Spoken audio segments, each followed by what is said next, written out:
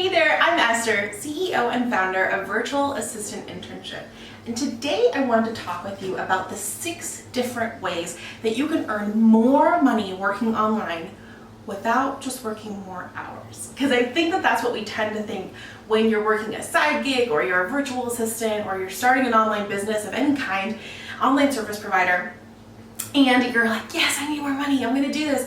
But then you are working 60 to 80 hours a week and you're still not making more money necessarily, and you're wondering, why am I even doing this in the first place? Because this is even more work than I used to do in my day job, right? So I'm gonna go over the 6 different ways you can earn more money right now.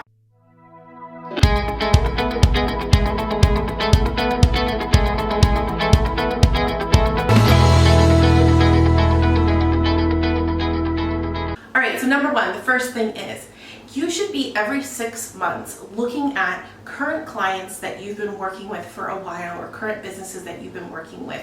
And you want to go to them and tell them that you're raising your rates. Every 6 to 12 months, this is very, very normal. Just like you would with a company get a raise, you can give yourself a raise by going to them and saying, I'm raising my rates across the board.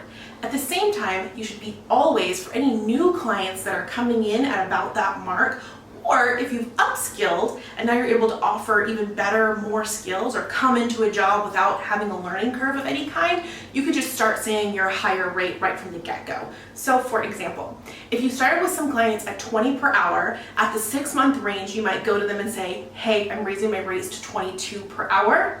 And since then you've learned how to do podcasting. And so for all new clients that come in for podcasting, you tell them, I'm now charging 30 per hour because you've added a bunch of tools into your tool belt, and so now you can charge more. Number 2, all online service providers, you should be working towards flat rate packages and try to work out of as many hourly clients as possible and as many hourly gigs as possible. Here's why. As your skills go up, the hours that you've worked is going to go down, right? You're getting faster at it, which is great. Let's celebrate that by not giving ourselves a pay cut and by instead ensuring that we're getting paid a package flat rate for something. So I'll tell you the 2 different examples. For hourly, if you're getting paid for doing 20 minutes of Instagram engagement 5 days a week, that's a flat rate hourly thing. You're not going to be able to ever get paid more or less or anything for that thing. But what about doing an Instagram strategy? You're putting together a strategy package. When you first started doing it, you're charging $500 and it's taking you 20 hours of work or something. And now you've gotten faster at it, still charging $500, but now it's only taking you 10 hours of work. Hey, you just gave yourself a raise. Number 3, something that people don't consider. If you are a virtual assistant or online service provider and you're going after brand new entrepreneurs, brand new online business owners, people who've never had a website before for their brand new business that isn't making them any money, and you're trying to service and work with those kinds of brands, you're going to struggle. They're not going to be able to afford you. They're not going to be able to afford when you want to charge more than 15 to 20 per hour or more than $200 for a website. That's all that they can do because they're in the early stages of their business. And that's okay. There is virtual workers that are suited for them. But if you are upskilling and are ready to make more money, then we need to start targeting you to the higher end business owners who can afford to pay you more and can afford the rates that you need to live on, okay? So if you want to start charging $10,000 for websites, you need to start going after higher end clients. How do you do that? Having a higher end looking brand, having higher end looking sites that you've made, more complex sites such as maybe an online course design that you've done or more complex sales pages that you've done. Maybe you learn a higher end type of coding. This is just one obscure example, but you get the idea. Also offering higher end services that give a clear ROI to the business owner. So if they invest in you and you're gonna run their Facebook ads for them for this product that they sell, well, it's clear to them how much money they've made by investing in you. Or if you're helping them to build a digital product or rebrand it to being a higher end brand so that they can attract some investors, those have a very clear ROI to business owners, and you wanna try to take your skills into a direction that's gonna bring that clarity to them. them, and it's going to be like a no-brainer to pay you $10,000 if you're going to be making them this incredible branding guide and this incredible website and this entire package that you're doing. That was number 3 and 4. Here's number 5. Instead of saying no because you're so booked out and you're at your max capacity for more work, and instead of starting a wait list and saying, sorry, I can't tackle your podcast launch right now, whatever the thing is, but maybe next month I can, and let me get you on my wait list.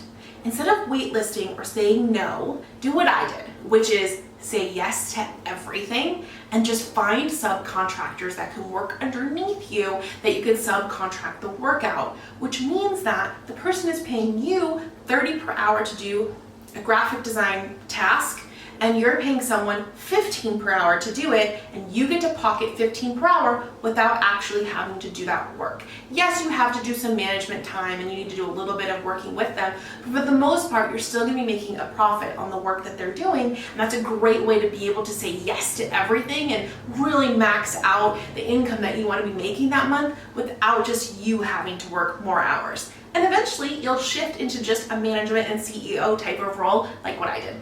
Okay, number 6. This is my favorite one. Setting up multiple income streams. So if you just are offering virtual assistant services, you're charging $30 per hour, you have fully booked 40 hours per week, you're max out at max capacity, you're still always going to be at max capacity. It doesn't matter how many raises you give yourself, you're still always going to be working that amount to make that amount of money. What we want to do is start to have some different income streams. So you might have heard the term passive income before, but what really that can mean is maybe you're selling some digital products over here, like an ebook or like an online course, or maybe some design templates that you put on Creative Market or something like that. And maybe you also are offering consulting over here, where it's not based on however many hours you work, it's based on the value you're bringing to the business. And so you can charge $10,000 for showing up on site somewhere for 2 days.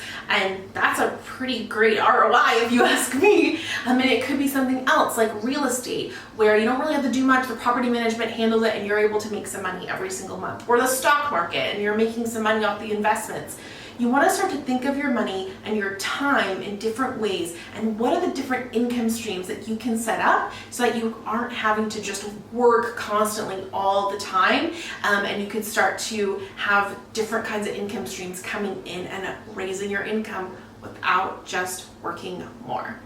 All right, if this was helpful for you, I would love if you would drop a comment below and tell me what your favorite way that I just went over, and if there's some more resources or questions that you have that I could help with. I would also encourage you, if you're having a hard time with pricing, we actually have this really amazing infographic all about pricing to help you calculate how much you should be charging online and the raises and all the kinds of stuff that I just talked about if you're just getting started, and I will link that below as well. Subscribe for more videos just like this, and I will see you next week.